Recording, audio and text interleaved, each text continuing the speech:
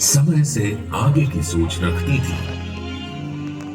उनके पति राजा भीमदेव के स्वर्गारोहण के बाद दरबार में बात चली कि परंपरा के अनुसार रानी अपने पति की स्मृति में क्या और किस प्रकार का स्मारक बनवाएंगी।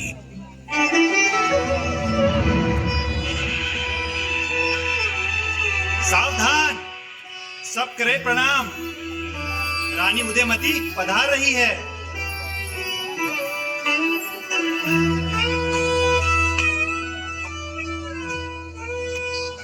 महारानी जी, आज जब स्वर्गीय पूज्य महाराज की अंत्येष्टि की सारी क्रियाएं कुमारकर्ण ने संपूर्ण कर दी है, वो समय आ चुका है जब आपको ये निर्णय करना है कि आप स्वर्गीय महाराज भीमदेव जी की स्मृति में क्या एक निर्माण करवाना चाहेंगे। आप चाहें तो यहां उपस्थित शिल्पकारों, कलाकारों और मंत्री परिषद से परामर्श कर सकती हैं। बोलिए, आप लोग ही बोलिए। महारानी, स्वर्गीय महाराज को मंदिर बहुत प्रिय थे। जैसा मंदिर उन्होंने मोढेरा में बनवाया था वैसा ही कुछ आप भी। मैं आपकी बात से सहमत हूँ, परंतु मंदिर धार्मिक आस्था के केंद्र होते हैं, उनका सार्वजनिक कोई उपयोग नहीं है। इसीलिए हमें एक ऐसा स्मारक बनाना चाहिए जो कि हर प्राणी के उपयोग में आ सके। इसीलिए मैं सुझाव देता हूँ कि हमें मोढेरा जैसा मंदिर महाराज की स्मृति में बनाना चाहिए, जो केवल महाराज की याद के अलावा राज परिवार के लिए भी पूजा का विशिष्ट विग्रह भी हो। मैं आपसे सहमत नहीं हूँ। मैं चाहती हूँ महाराज की स्मृति में एक पानी की बावड़ी बनाई जाए, एक फाव। बावड़ी?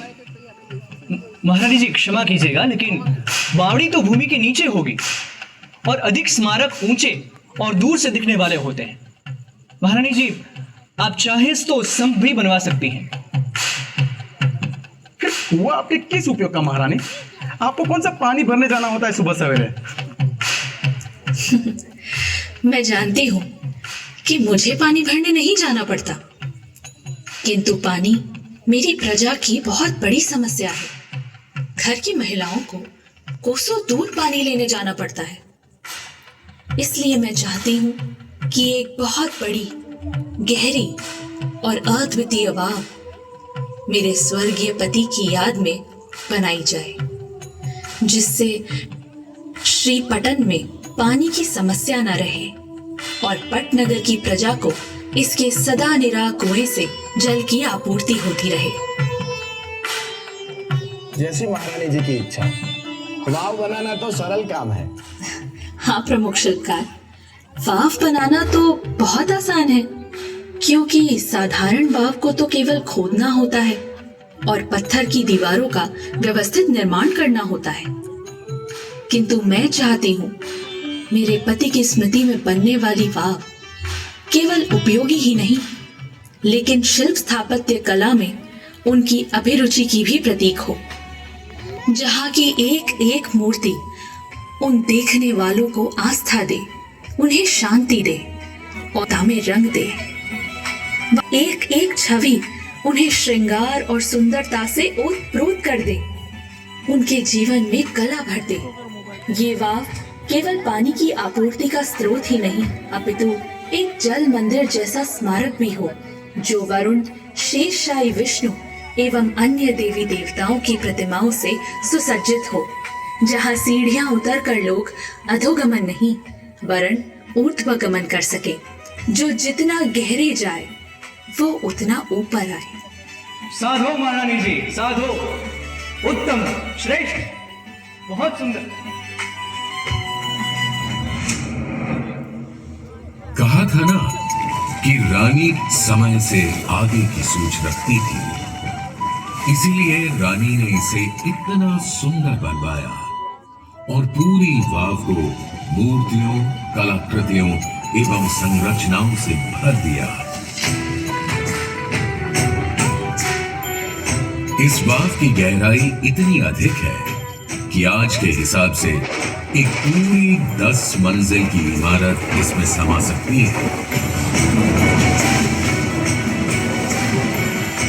बरसात में कम सीढ़ियां उतरनी पड़ती थी और गर्मियों में थोड़ी ज्यादा, पर पानी इस वाव से कभी सूखता नहीं था,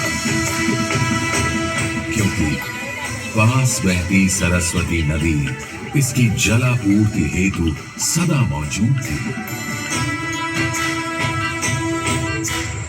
2 सदियों के बाद कदाचित इस रानी की वाव के प्रारूप से प्रेरित होकर दिलवाड़ा का विमलाव शाही जैन मंदिर बनाया गया।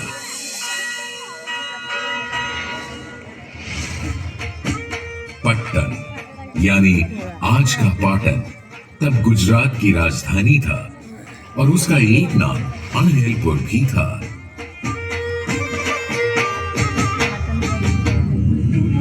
उस समय रानी उदयमती के पति सम्राट भीमदेव प्रथम वहां के शासक थे।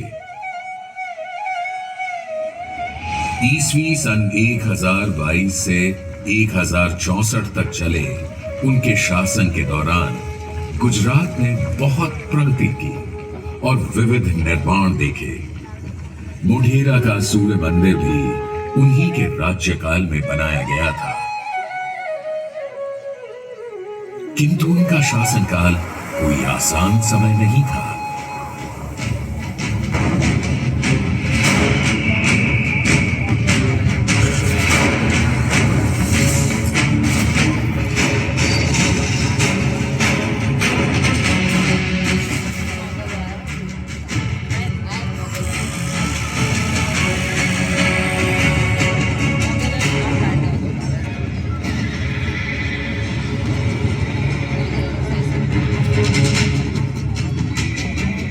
ये वही समय था जब गजनी के महमूद ने अफगानिस्तान से भारत आकर प्रभास पाटन में सोमनाथ मंदिर को लूटा था।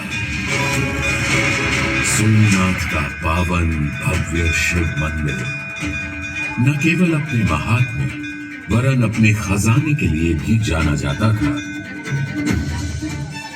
महमूद गजनवी का मन इस मंदिर से सोना चांदी रत्न लूटने भर से नहीं माना और जाते जाते उसने बहुत कुछ ध्वस्त भी कर दिया।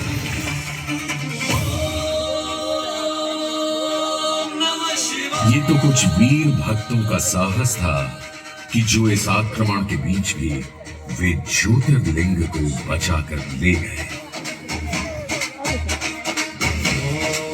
पर राजा भीमदेव कहां मानने वाले थे। उन्होंने जल्दी ही फिर से अपने सारे संसाधन धन बल को वापस जोड़ा और भग्न सोमनाथ मंदिर का पुनर्निर्माण करवाया।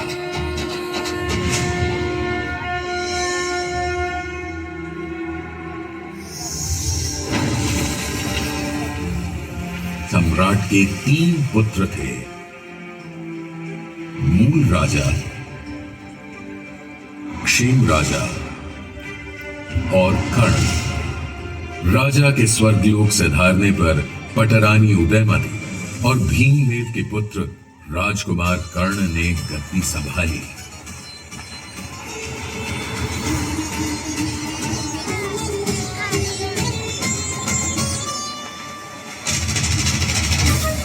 और फिर आसापाली के आसा भील को हराकर कर्णावती नगर की स्थापना की, जो आज अहमदाबाद कहलाता है। राजा भीमदेव और रानी उदयमती ने मिलकर त्रिपुरुष प्रसाद, भीमेश्वर और कई शिव मंदिरों का निर्माण करवाया।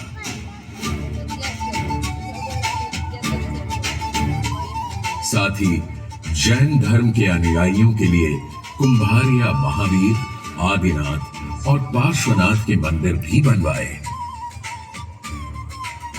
साथ ही कर्णावती या आज के अहमदाबाद में माता भवानी को समर्पित एक वाव भी बनवाई।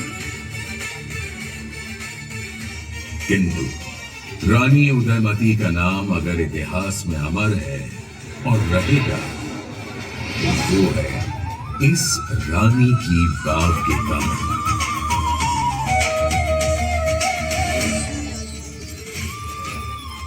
यह वाव 64 मीटर लंबी, 20 मीटर चौड़ी तथा 27 मीटर गहरी है और ये भारत में अपनी तरह की अनूठी वाव है। रानी उदयमती ने अपनी इस वाव को गहरा बनाने के लिए 7 तल में इसे बनवाया और हर तल में नए प्रकार की कला अभिव्यक्ति के पटल प्रस्तर खंडों पर खुदवाए। कहीं भगवान, देवी देवता, कहीं अवतार, कहीं यक्ष यक्षणिया, कहीं अप्सरा गंधर्व, कहीं पशु पक्षी, कहीं कथा चित्र, कहीं महाकाव्य, कहीं आम नागरिक और कहीं उनकी वेश और केशभूषा। साथ ही कहीं कहीं बड़े ज्यामितीय आकारों का आकल्पन रानी की वाव को अद्भुत सौंदर्य प्रदान करता है। अब इन्हीं को देख लीजिए। जी नहीं, यह पाटन की पटोला साड़ी की डिजाइन नहीं, इसी वाव की दीवारों पर उकेरे गए अलंकरण का एक हिस्सा है। शायद वास्तुशिल्पियों ने पाटन की पटोला साड़ी से प्रभावित होकर उसकी अनुकृति यहां बनाई होगी या इनसे प्रेरणा ली होगी साड़ी के बुनकरों ने। वैसे साड़ियों में पाटन की मसरू भी कम नहीं, जिसमें ताने में रेशम और बाने में सूत ऐसे बुना जाता है कि एक ही साड़ी में रेशम की चमक और सूत की गमक शामिल होती है। और ये कोई दशावतार पटल नहीं, इसी वाव में स्थित मूर्ति पटल है।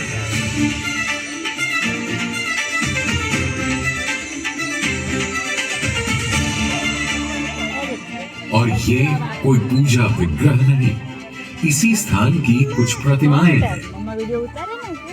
हर स्तर पर परत दर परत बनी है पत्थर पर उकेरी गई 500 से अधिक मूर्तियां। पाटन में भूटिया परिवार के लोग आसपास के तालाबों से मिट्टी लेकर जो दशामा मूर्ति बनाते हैं, शायद वो भी इन्हीं छोटी छोटी मूर्तियों से प्रभावित होंगी।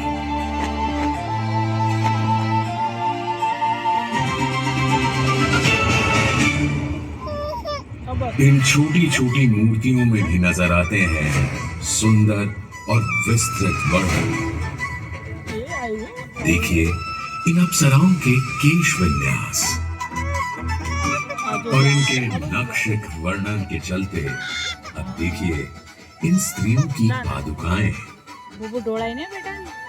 अब जरा कल्पना कीजिए कि ये सारी अप्सराएं गरबा कर रही हूं तो साधारण गरबा नहीं बल्कि पाटन का डोरी गरबा, जिसमें एक स्तंभ में बंधी डोरियों को पकड़कर स्त्री पुरुष गरबा करते हैं, जिसे गाफ गुंथर गरबा कहते हैं।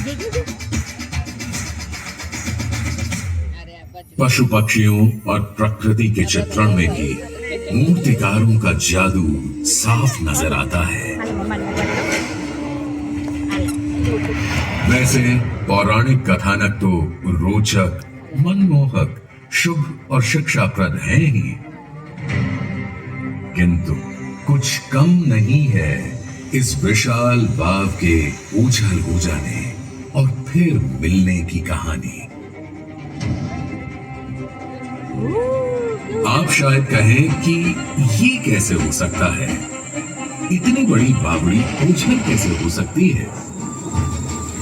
रानी उदयमती के परलोक गमन के बाद सरस्वती नदी में एक ऐसी भयंकर बाढ़ आई कि बाढ़ के साथ बह आए झाड़ झंखाड़ और नदी की गाद मिट्टी से यह पूरी वाव इस तरह भर गई कि इसका दिखना ही बंद हो गया। यह वाव आंखों से ओझल हो गई।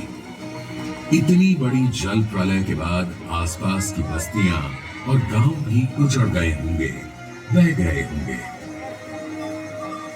और बाकी यह जगह छोड़कर दूर सुरक्षित स्थानों पर चले गए होंगे।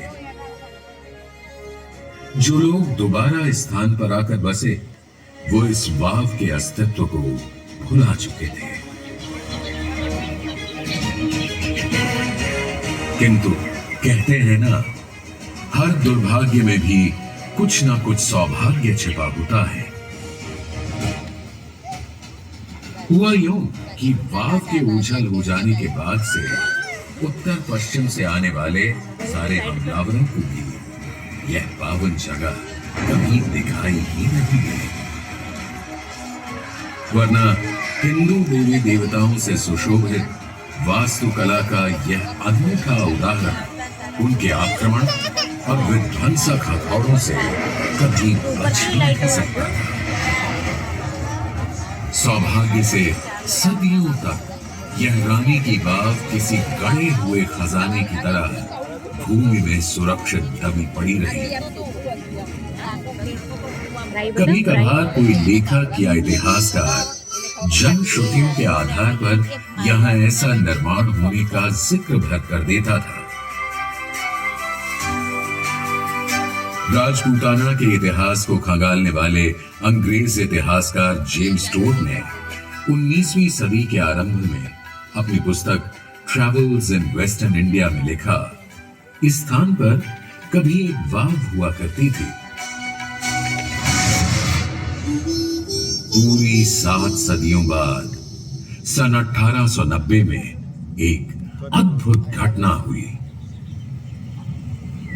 मारो बोलो क्या है अरे आप ही नहीं सर बे दिवस में बे दिवस अरे बोल से मम्मी मैं चाल से હવે भाग बुरा ना पकड़ लिया तो ले जाएंगे चल बचो बचो हम जरूर बात हम तुमको पकड़ने के लिए नहीं आए, हम तुमसे बात करने के लिए आए हैं। हमारे साथ जो भारतीय है उनसे पूछो। हाँ छोकराओ, आ गोराओ बहुत सारा लोगों से ये लोग तुम्हारे गांव में वाव ढूंढने आए हैं। बकरी ढूंढोगे कैसे जब बकरी है ही नहीं? मतलब जब वाव होगी तब तो मिलेगी। हमारे गांव और आसपास कोई वाव नहीं है, हम नदी में से पानी लाते हैं। ठीक ठीक कह रहे हो तुम, वाव तो कब का खो चुका। मगर बच्चों, आसपास में कोई पुराना मंदिर, कोई पुराना मूर्ति कुछ देखा? पुराना मंदिर तो नहीं, पर एक पुराना खंबा है। क्या तुम हमें वहां ले जाओगे? देखो हम तुमको बहुत सारे स्वीट्स देगा, मिठाइयाँ देगा। चलो हाँ चलिए चलिए।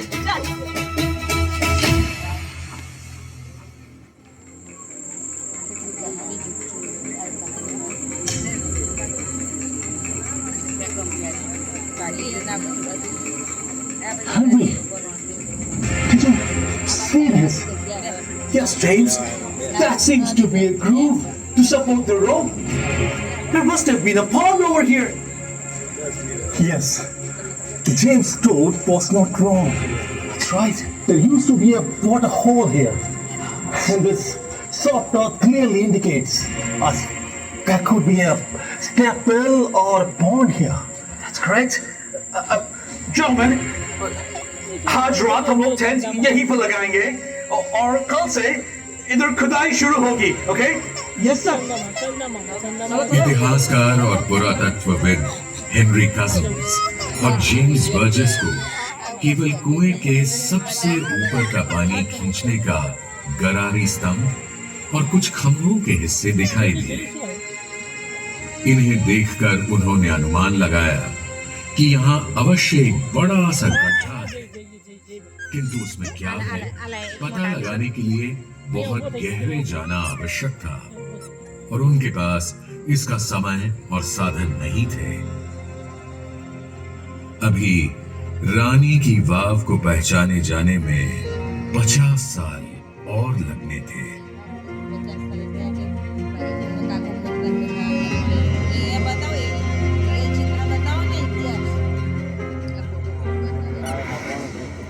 अगली सदी में बड़ौदा महाराज की प्रेरणा से बड़ौदा रियासत के पुरातत्व विभाग के कुछ पुरातत्वविद सन 1940 में यहां आए और स्थानीय लोगों की मदद से उन्होंने धीरे धीरे कजिन्स और बर्जेस द्वारा बताए गए गड्ढे को खोदना शुरू किया। जैसे जैसे वो गहरे खोदते गए, एक के बाद एक नई मंजिल और एक से एक मूर्तियां उन्हें मिलती चली गई। इस अमूल्य धरोहर को पहचानते ही उन्होंने सही समय आने और सही औजारों के मिलने तक इसे फिर से ढक दिया और सुरक्षित निगरानी में रख दिया।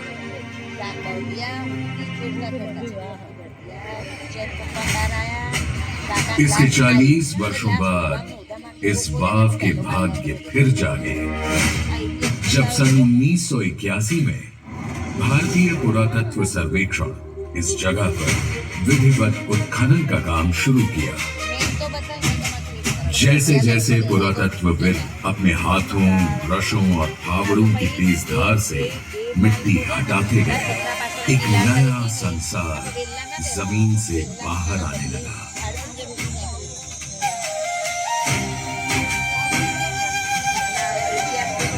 नदी की रेत में सदियों से दबी ये अद्भुत संरचना धरती से ऐसे निकली मानो जैसे आज ही बनी।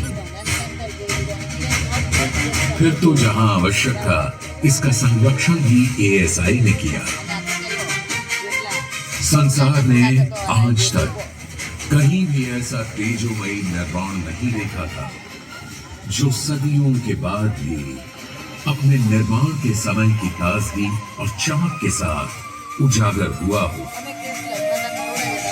उत्खनन में रानी उदयमती की एक प्रतिमा भी प्राप्त हुई जिसे सुंदरता के, शुभता के, वास्तुशिल्प और कला के सभी प्रेमी आज भी शीश नवाते हैं।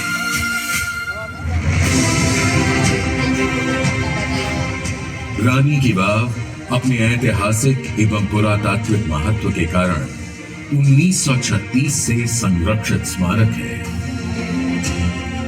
सन 2014 में इसे विश्व विरासत की विशिष्ट सूची में शामिल कर दिया गया है। यही नहीं, भारतीय रिजर्व बैंक ने अपने नए नोटों में भी इस अद्भुत संरचना को स्थान दिया है। संसार की कदाचित सबसे सुंदर इस अनोखी वाव को देखकर यूनेस्को ने कहा वाव, और आज यूनेस्को हेरिटेज लिस्ट में शामिल यह वाव भारत ही नहीं सारे संसार की सांची विरासत है। गुजरात अपने आप में ऐसी अनेकों विरासत को संभाले हुए है। रानी की वाव आज पूरी दुनिया के लिए आकर्षण का केंद्र बन गई है। आप और हम कितने सौभाग्यशाली हैं कि हमें यहाँ आने और इस बावड़ी के दर्शन कर अपनी प्यास बुझाने का मौका मिला। आइए हम प्रण करें कि हम अधिक से अधिक लोगों को रानी उदयमती और उनकी इस वाव से परिचित कराएं और उन्हें भी यह चमत्कार देखने के लिए प्रेरित करें।